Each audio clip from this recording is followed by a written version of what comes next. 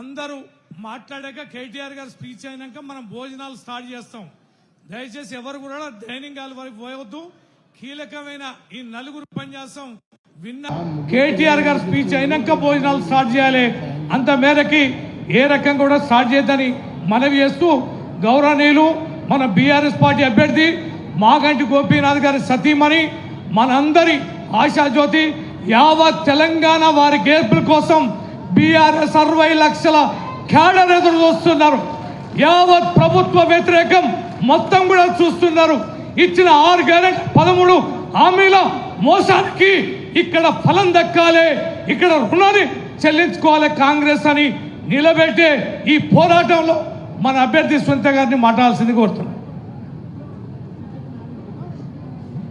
వేదికను అలంకరించిన పెద్దలందరికీ నమస్కారం. గౌరవనీయులైన కేటీఆర్ గారికి నా కృతజ్ఞతలు.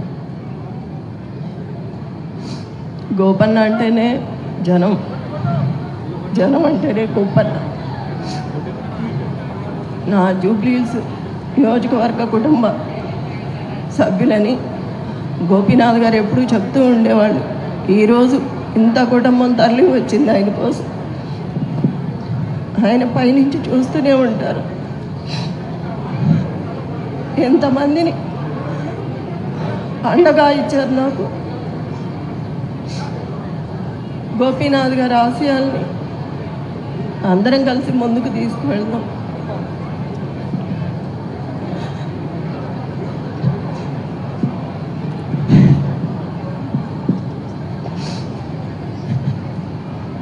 ఎంతమంది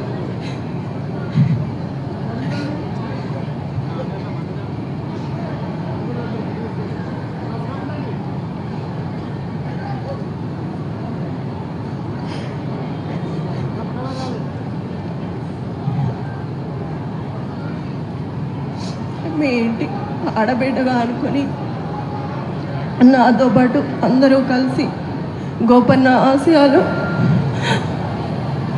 నెరవేర్చాలి. గోపన్న మీ సమస్యలు తన సమస్యగా అనుకునేవాడు.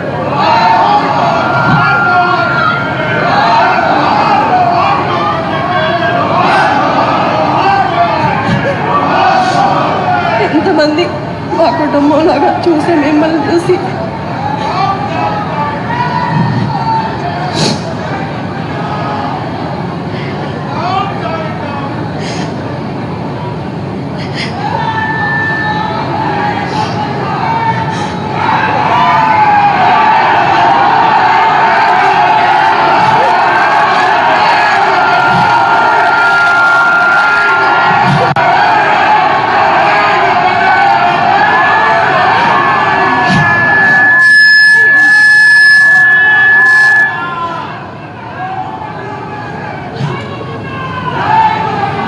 ఈ యొక్క గోపన్న గారి ఆశయాలను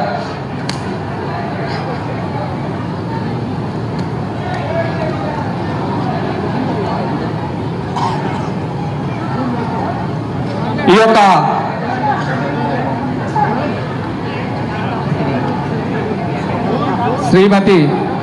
శ్రీ దివంగత మాగంటి గోపీనాథ్ గారు కుమార్తె అయినటువంటి అక్షర గారు మన మధ్యలో ఉండి